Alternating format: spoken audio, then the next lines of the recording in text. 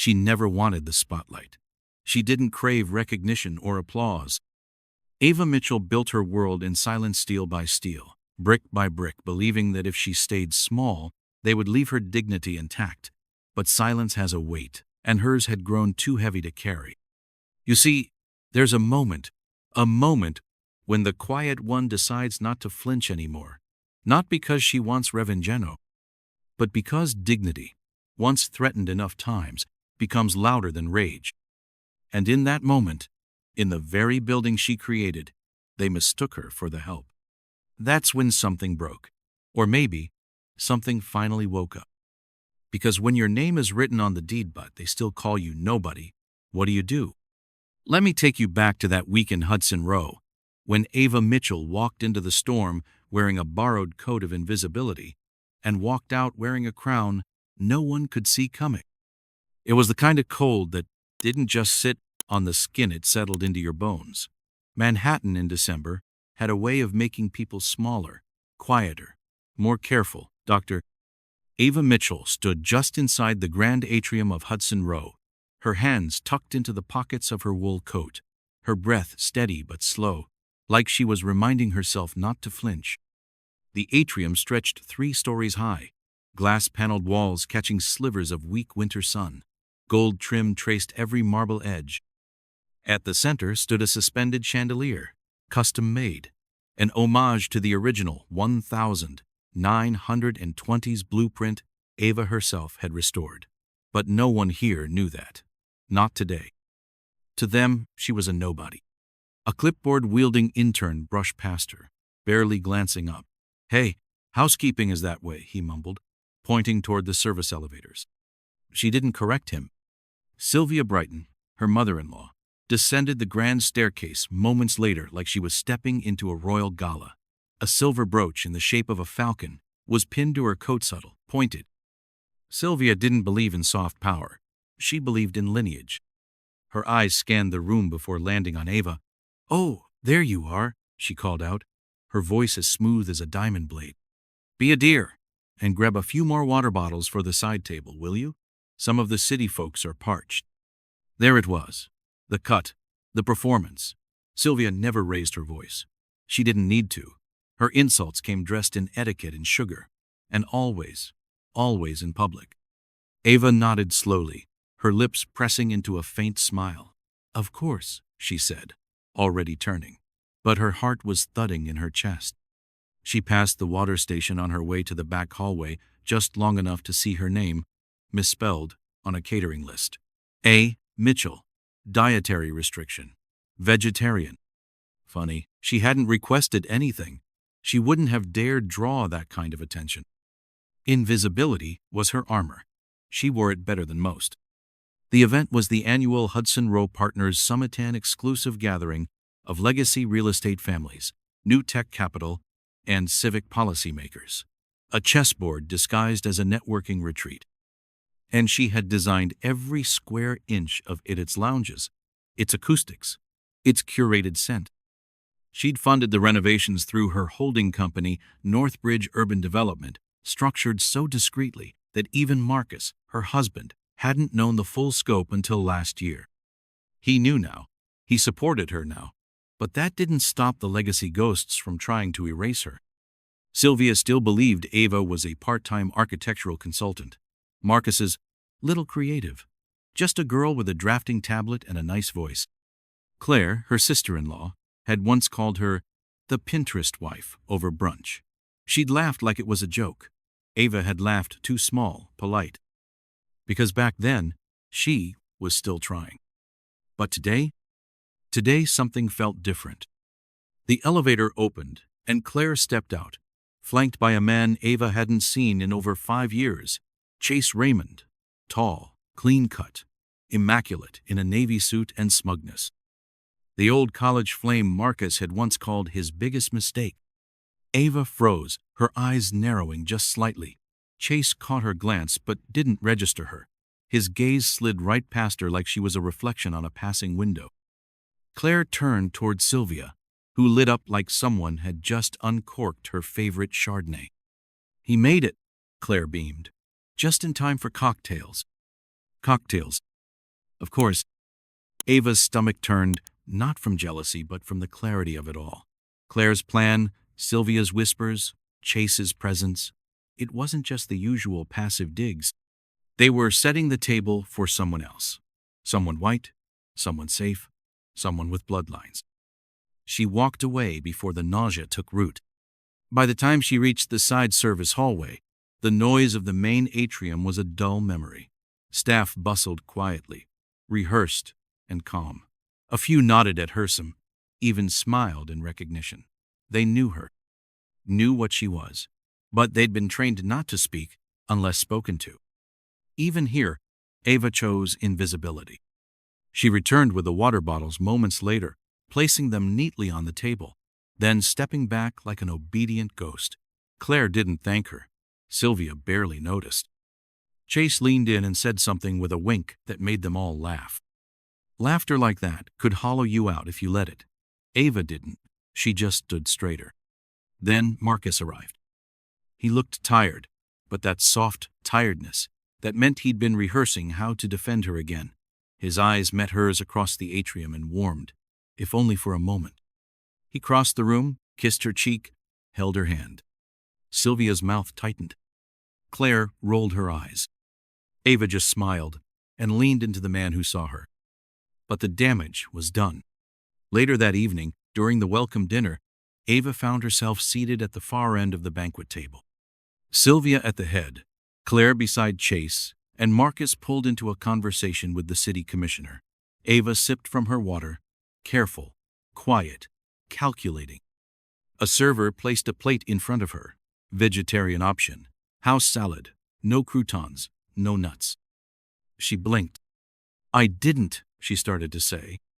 But the server was already gone. Across the room, she saw Claire whisper something into Chase's ear.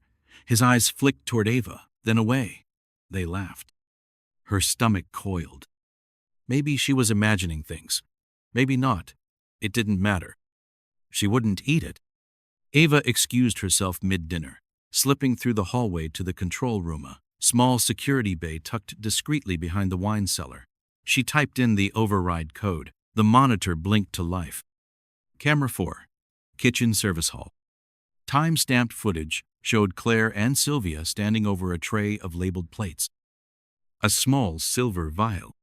A flick of the wrist. A quick giggle. "You said just a few drops. She'll be running to the restroom by the time dessert hits. Chase can make his move then." Ava's chest stayed still. Not even a gasp. Just stillness, like a pond before a storm. She transferred the footage to a secure drive, labeled it Protocol 9, and slid it into the inside pocket of her coat. She returned to the party without saying a word. By midnight, the last toast was made. The guests were buzzing, and Marcus stood beside her under a string of Edison bulbs that ran the length of the rooftop terrace. He leaned in, his breath warm against her temple. "You okay?" She nodded. "They still don't see you," he murmured, more to himself than to her. She turned her face to his eyes, unreadable. Maybe they will soon. In the distance, the city pulsed like a heartbeat. And Ava Mitchell, silent, still and steady, took one final look at the building she had birthed from blueprints and grit. She knew what they thought of her. But what they didn't know, what they'd never see coming, was that this wasn't her moment of breaking. It was the moment she decided to stop hiding. The next morning broke without apology. Gray skies hung low over Hudson Row, casting long shadows down the glass and stone walls Ava once dreamed of. She stood barefoot by the window of the suite she shared with Marcus, hand wrapped around a mug of black coffee gone cold, her reflection faint in the glass. Her body ached not from any illness, but from the toll of holding herself together. She hadn't told Marcus. Not about the vial, not about the footage, not about the whisper Claire had exchanged with Chase when dessert had been delayed and Ava had excused herself without touching her plate. There's a kind of pain that doesn't shout, it just presses. Ava had felt it growing for months, no, years. The way Sylvia's compliments always had a second blade tucked behind them. The way Claire's laughter never quite met Ava's eyes. The way she was spoken about not spoken to, a shadow in her own house, a visitor in the empire she built. Now, knowing they had crossed from passive dismissal into intentional harm, it should have shattered her. But she didn't shatter. She simmered. "Morning," Marcus mumbled, wrapping an arm around her waist. He kissed her neck, voice still heavy with sleep. "You didn't sleep much." "I had a lot on my mind," she said, her tone soft, practiced. "About the keynote." She paused. Let him think that. Let him stay one step behind for now. "Yeah," she lied. He kissed her cheek again and shuffled off toward the shower. Ava exhaled slowly, watching the condensation build on the inside of the glass. In the street below, early joggers moved past the revolving doors of Hudson Row. None of them knew her name. None of them knew what had nearly happened the night before. That knowledge, it both hurt and protected her. It was easier to keep the truth folded inward. Downstairs, the summit resumed with panels, breakouts, and networking brunches. Ava drifted between rooms like a ghost, her smile never faltering, her voice always even. She shook hands with men who thought she was an assistant. She was offered internship opportunities by women with less experience and louder confidence. No one asked what she built. They assumed they already knew. And maybe that was the cruelest part. In one session, she sat quietly in the back of a panel on sustainable urban designate area she'd published in, lectured in, been honored for. The moderator, a former colleague who hadn't seen her since grad school, gave her a polite nod, then asked her to pass the microphone down the row without recognizing her. She passed it because Ava Mitchell knew what it meant to choose your silence. She sat through the session like a statue, her hands folded in her lap, her eyes locked on the screen. She didn't speak up when a developer misquoted her research. She didn't interject when a woman said, "We need more female voices in this field," while looking past Ava entirely. Instead, she cataloged it. All of it. Every slight, every blind eye, every willful erasure. She returned to her suite around 3 p.m. Marcus had left a note, scribbled on hotel stationery. "Meeting the mayor's rep. Be back for the cocktail hour. You'll be amazing tonight. Love you." Her eyes lingered on the word amazing. It felt so disconnected from her reality. She checked her inboxer, real one, the encrypted one she shared with only 3 people. There was a message from her head of security. Subject, confirmation, protocol 9, ready. The evidence packet was complete. Video files, timestamps, witness logs, chain of custody. All Ava had to do was say when. But she didn't. Not yet. Instead, she opened her calendar and began drafting tonight's remarks. Not the keynote speech they expected, but the truth. A knock came at the door. She startled, then softened. It was Maya. Maya Cordero, her former project assistant and now chief of staff for Northbridge Urban Development, the only person in the building who called her boss under their breath and meant it. "You okay?" Maya asked, stepping inside. Ava nodded once. "They think I'm nothing." "They think wrong. I know." Silence stretched between them. Then Ava asked, "Was there anything else on the tapes?" Maya hesitated, then pulled out her phone. "One more thing." She pressed play. It was a grainy clip from a hallway cam outside the ballroom. "Claire, on the phone."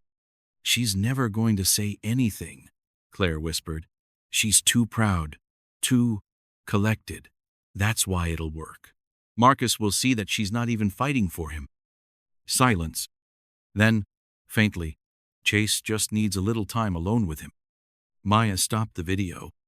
Ava's jaw didn't clench. Her face didn't flinch. But her fingers, holding the phone, had gone white at the knuckles. "She thinks silence is surrender," Ava said quietly. "It's not?" "No," Ava whispered. "It's strategy."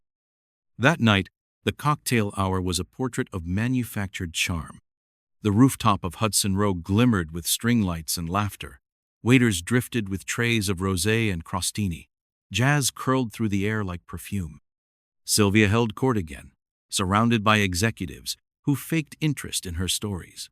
Claire sipped white wine twirling her necklace and smiling too hard.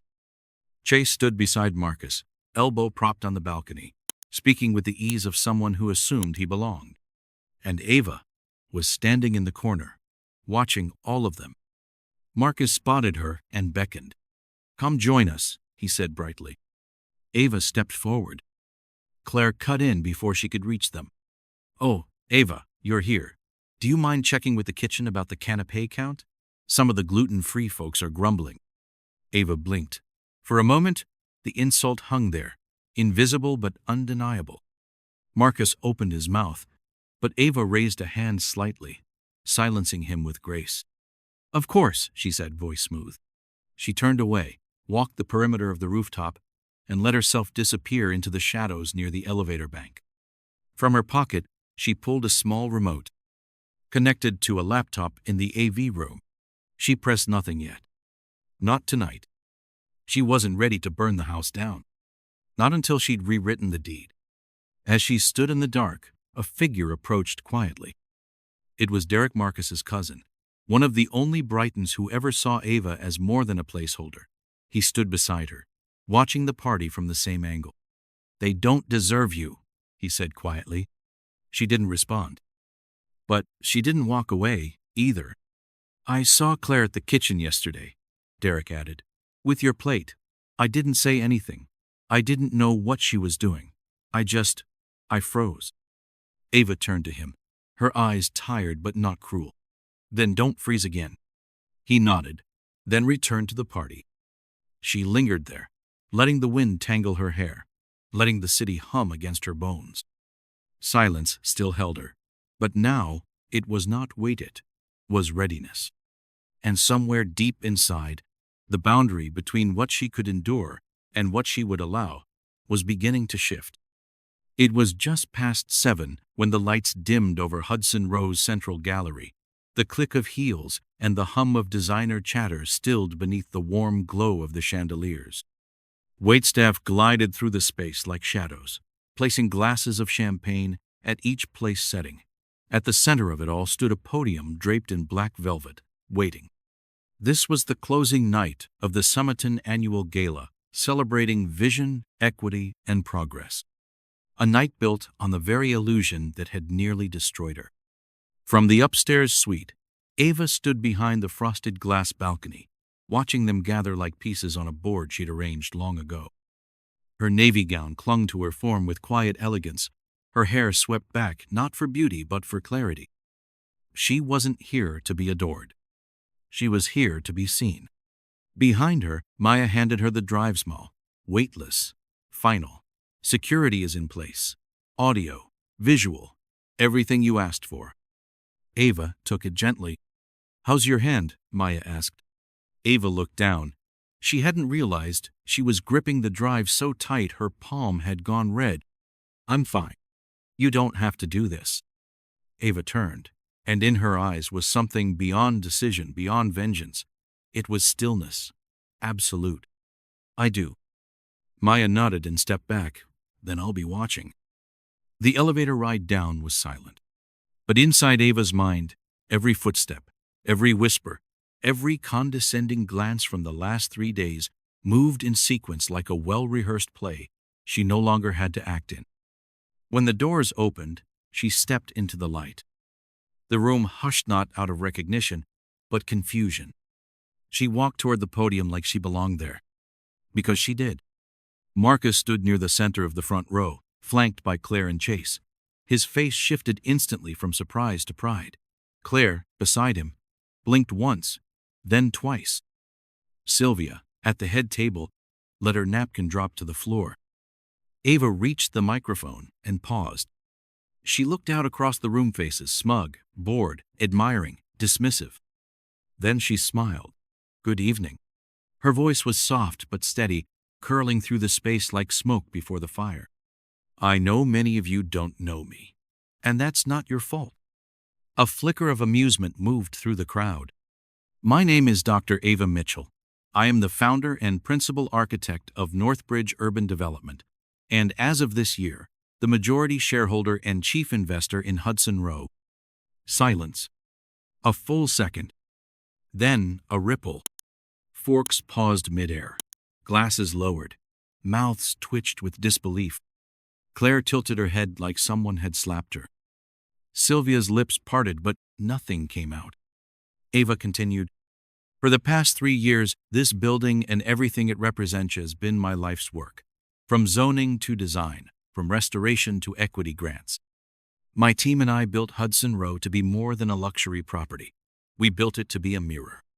She tapped the remote in her hand. Behind her, the wall-length LED screen came to life. A timeline appeared.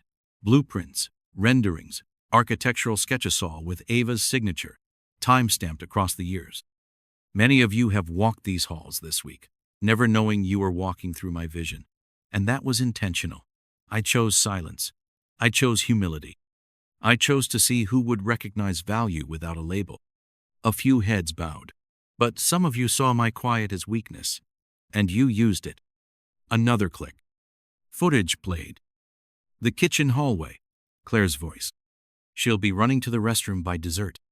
Sylvia's laugh. Chase, on the terrace, murmuring, "All she does is observe. Marcus deserves someone who actually fits in."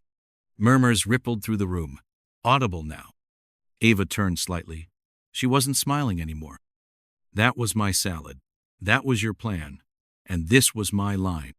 Claire stood, her face pale, her mouth trembling. It was a joke." "No," Ava cut in, her voice firm but never raised. "It was an act of calculated humiliation." She turned to Marcus, whose face was frozen, stricken. "I didn't tell you because I needed to see if you saw it too." He stepped forward, shaking his head. "Ava, I know you love me," she said softly. "But love without recognition is a kind of blindness." He stopped in his tracks, shattered. Sylvia stood next, her voice high and clipped. "This is madness. You're turning a family gathering into some sort of—" "Truth," Ava said, her eyes locking on her mother-in-law. "I'm turning it into truth." The screen shifted again. Legal documents, signatures, transaction dates. "As of this morning," Ava said, "I have executed acquisition of the Brighton Group's remaining real estate holdings. Your name," she nodded towards Sylvia, "is no longer on the signage." Sylvia gasped. "And the Raymond Interior firm," Ava continued, turning toward Chase, "is now a fully owned subsidiary of Northbridge. All pending projects have been reassigned." Claire's chair scraped against the floor. "You can't just—" "I can," Ava said, her voice lower now, "because I did." For a long, long moment, no one spoke. Then Marcus stepped forward, tears in his eyes, his voice ragged. "You didn't deserve this. Any of it." Ava looked at him, not cruel, not distant, but whole, tired. "I deserve to be seen," she said. "You tried, but they made you small, too." He reached for her hand. She let him. Behind them, security approached calm, professional. "Villa access has been revoked for Claire Brighton and Chase Raymond," Ava said without turning. "They'll be escorted off the premises." A gasp. "You can't do this," Chase snapped. "I know people." Ava turned fully toward him, and for the first time, her voice was ice. "So do I." Security moved, Claire protested. Sylvia sat frozen, hands gripping the linen like it might keep her tethered to something that was already gone. The guests were silent. Then slowly, from the back, a smattering of applause. Then more. Until the entire room stood. Ava didn't bow. She simply nodded, then stepped back from the microphone. Marcus stood beside her, hands still in hers. But this time, she didn't need him to be a shield. She had become her own. They walked off the stage together, the applause still ringing, the future cracking open like sunlight through glass. And somewhere in that crowd, someone whispered, "I didn't even know who she was." And someone else answered, "You do now." The cameras stopped flashing long before the applause did, but Ava Mitchell didn't stay for the congratulations. She left through the side corridor, the same one where, 3 nights earlier, she'd watched her own humiliation being plotted on a blurry security feed. Now, she moved through it like the air had changed. not lighter, just honest. The doors opened into the service elevator, and as they closed behind her, she didn't feel triumphant. She felt resolved. There was no glee in what had happened that night, no victory lap. What Ava had done wasn't revenge. It was restoration. In the suite, she removed her earrings slowly, one by one, as if unwinding from armor. Her heels came off next. The mirror caught her reflection, not proud, not broken, just deeply still. Ava stood in the silence, letting the noise fade from her skin. Her hands finally stopped, trembling. Marcus entered minutes later, still in his tux, loosened tie hanging at his collarbone. He paused at the door, unsure. "Can I sit?" Ava nodded. He crossed the room and took a seat across from her, not beside. Not close, not yet. He didn't reach for her. He knew better now. "I didn't know what they were doing," he said softly. "I know. I should have seen it." She looked at him fully. "You did. Just too late." He closed his eyes. "I don't know how to fix this." Ava stood and crossed the room, not to comfort him, but to meet him at eye level. "You don't fix it," she said. "You build from it." That was all she gave him that night, and it was enough. And 2 days later, the headlines came. CEO unmasked at Summit. Ava Mitchell reveals power move against Brighton dynasty. When the bartender owns the building, clips of her speech went viral, especially the moment she said, "I chose to see who would recognize value without a label." News anchors dissected her move as strategic genius. Social media called it iconic. Memes exploded. But Ava said nothing. She let the world talk. She let the silence speak for itself. Instead, she went to work. Her first act was quiet but seismic. She launched a new policy across all Northbridge properties, the Respect Clause. A binding agreement signed by all residents, guests, and vendors that any form of harassment, elitism, or discrimination would lead to permanent revocation of access, no exceptions. No matter how much money they brought. Her staff, especially those who'd once worked under Sylvia's sharp commands, read the memo with disbelief, then quiet joy. For the first time, Ava stepped out from behind the curtain. She walked the construction sites, the reception desks, the kitchens. She listened. She changed protocols. She restructured the management hierarchy so that janitorial staff reported directly to her chief operating officer. It wasn't flashy, but it was revolutionary. Because real dignity doesn't announce itself. It builds a place where no one else has to beg for theirs. Sylvia Brighton, meanwhile, was not seen in public for weeks. The social media clip of her watching security escort her daughter and chase off the premises had been viewed more than 12 million times. Her pearl necklace had become a viral emoji. She tried, briefly, to file a defamation lawsuit. But the footage was real. The documents were airtight. She had nothing left to stand on except shame. Claire fled to Napa Valley. Her trust was frozen. Her name scrubbed from the Brighton Group's records. Last anyone heard, she was bartending at a private golf club in Irony Ava chose not to acknowledge. And Chase? He emailed Ava twice. No subject line, just silence. And then, "You didn't have to ruin me." Ava never replied. Because he was wrong. She didn't ruin him. He did. And months passed. Hudson Rose residency inquiries tripled. But not because of the luxury. Because of the culture. People wanted to live in a place built on something deeper than marble floors and rooftop views. They wanted safety, humanity, accountability. The staff turnover dropped to zero. For the first time in company history, Ava opened a profit-sharing plan for employees below management level. Bonuses were issued for kindness. Promotions came with mentorship, not intimidation. Maya called it the architecture of respect. Ava just called it overdue. She now started every week by writing one anonymous thank you card to a team member she observed, showing quiet leadership. One went to the night cleaner, who picked up a fallen champagne flute during the gala without being asked. another to the receptionist who noticed a guest crying and walked her to the private lounge. Those notes became a ritual, a way for Ava to remind herself that power wasn't always about ownership. Sometimes it was about observance. The way her mother had once taught her, "You don't always need to raise your voice, baby, but never let them silence your worth." As one crisp morning, as spring crept into the city, Ava sat on a bench outside Mitchell Commonshire latest project, named in honor of the people who made cities live, not just function. Construction workers passed with nods. Architects crossed the plaza to morning meetings, and Ava sat, alone, her coffee steaming.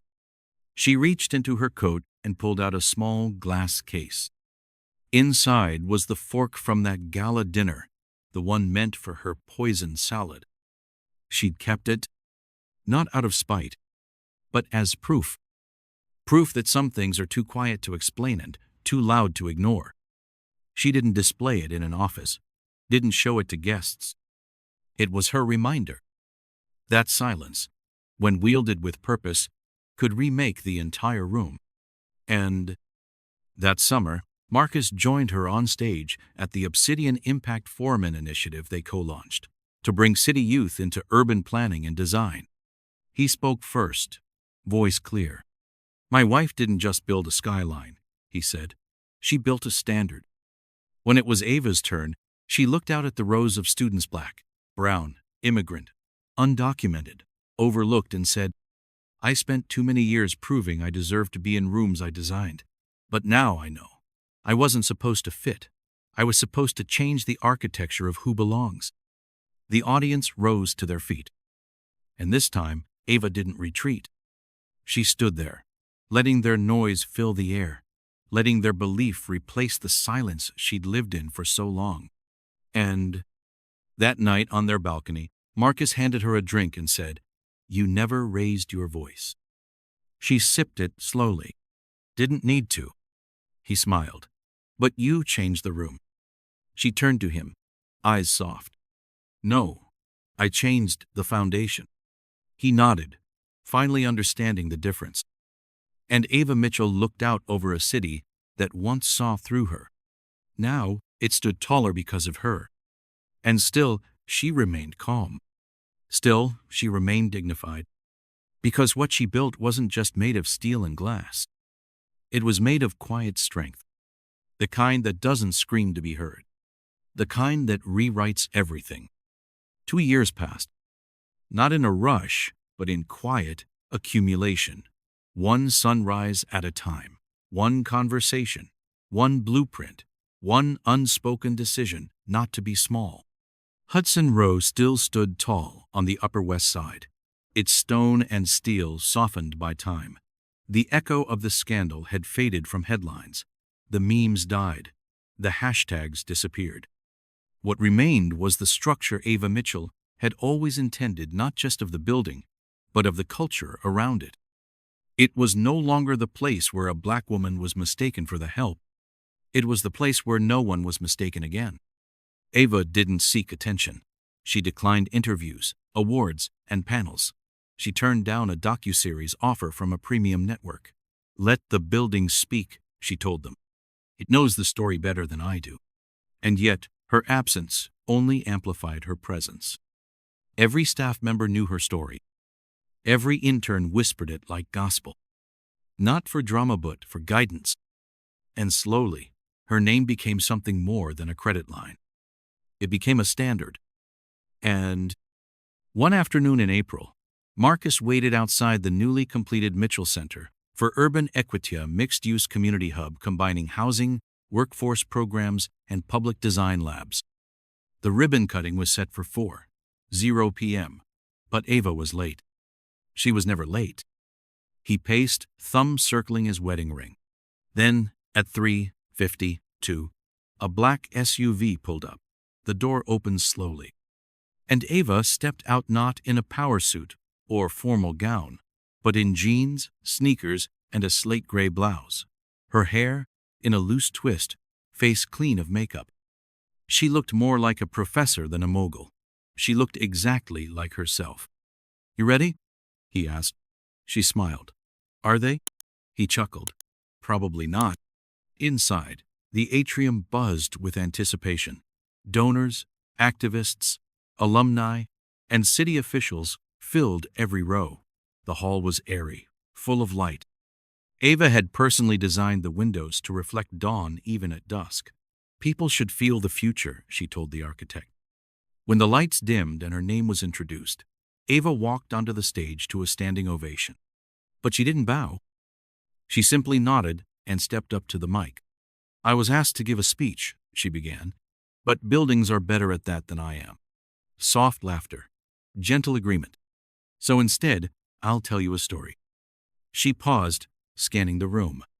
A few years ago, someone looked me in the eye and said, "You're not good enough for my son." And I believed them. A stillness settled across the hall. Because when enough people ignore you, underestimate you, correct you when you're not wrong, it's easy to forget who you are. She took a breath. But then I remembered something. My mother cleaned buildings for 30 years. She raised me in a one-bedroom apartment while scrubbing the floors of people who wouldn't look her in the eye. She once told me, "Baby, the day they see you coming is the day they remember how they treated your absence." A few sniffles now. I never wanted revenge. I wanted a room. She turned slightly and motioned to the audience's left. A spotlight came on, illuminating a large bronze plaque affixed to a mahogany wall. The crowd turned to read, "The Brighton Wing, dedicated to every woman who was told to stay small." Gasps, then silence, then tears. Ava returned to the mic. I didn't name it after myself, because my story isn't rare. And I didn't build this to be admired. I built it to be used. Applause surged again, louder this time, rising like a tide. Marcus stood near the edge of the stage, eyes glassy.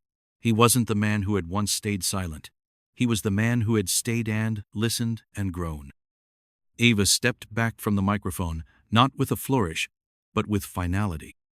Not the end, but the seal. And later that evening, after the crowd had gone and the lights dimmed to soft amber, Ava walked the halls alone. She paused outside room 6C3, design lab for young women in architecture. A glass nameplate glinted on the door. The Sylvia room, not as a tribute, but as a lesson. She had chosen the name not to honor the woman who once tried to erase her, but to ensure that future generations knew what erasure looked like and how to confront it with grace. When Maya questioned her about it months earlier, Ava had answered simply, "Legacy isn't what you build, it's what you repair." She opened the door to the room. It was empty now, but tomorrow it would hold 20 teenage girls sketching models of their first buildings. Ava sat at the corner table and just breathed. And weeks passed. Ava returned to her quiet routines. Morning walks before emails. Dinner with Marcus without screens. Check-ins with employees that had nothing to do with performance. She'd built the empire. Now she was tending the soil. One morning, while reviewing a grant proposal from a community garden in Queens, her assistant knocked. "There's someone here to see you." "Who?" She wouldn't give a name, just said she's here about the plaque. Ava raised an eyebrow, then stood. Downstairs, a woman waited in the lobby, late 60s, hair silver, scarf wrapped tight around her shoulders. Her eyes, when she looked up, were full of history. "And shame." "Mrs. Brighton?" Ava said evenly. Sylvia Brighton nodded. "You kept the name." "I did." "Why?" Ava gestured toward a nearby bench. Sylvia hesitated, then sat. "For years," Ava said, "you dismissed me in rooms I paid for. You questioned my value. You tried to sabotage me. And even then, I didn't want your ruin. I wanted your reflection." Sylvia's eyes watered, but she didn't cry. "I watched your speech. Twice. Two didn't know you saw me like that." "I didn't," Ava said. "Not until I stopped needing your approval." A long silence. Then Sylvia reached into her coat pocket and pulled out something Ava didn't expect. A check. Made out to Mitchell Center for Urban Equity. The amount made Ava blink. Why? She asked. Sylvia folded her hands. I want to help other girls see themselves before they make the mistakes I did. Ava didn't take the check. Not right away, but she looked into Sylvia's eyes and nodded just once. Then stood. Don't worry, Ava said. This room doesn't carry your shame. It carries your lesson. And with that, she walked away. On the second anniversary of Hudson Rose relaunch, Ava returned to the Brighton wing. The plaque gleamed in the soft light. A child ran past her, maybe 7, maybe 8, laughing as she dragged her mother toward the art exhibit. Mom, this way. It's the room with the woman builders. And Ava smiled. Not because they knew her name, but because now they knew their own. She turned, slowly, walking back down the Hayleach step, echoing not with power, but with peace. Because there are rooms that bear your name, and there are rooms that carry your purpose. Ava Mitchell had built both, and the world would never forget the difference. Have you ever been in a room where you felt invisible, where your worth was measured not by who you were, but by who they assumed you couldn't be? If you've ever been overlooked, spoken over, or quietly erased, this story was for you. Because what Ava Mitchell showed us isn't just about triumph, it's about the quiet kind of strength, the kind that doesn't ask for permission, the kind that plants roots even when no one's watching. You don't have to raise your voice to be powerful.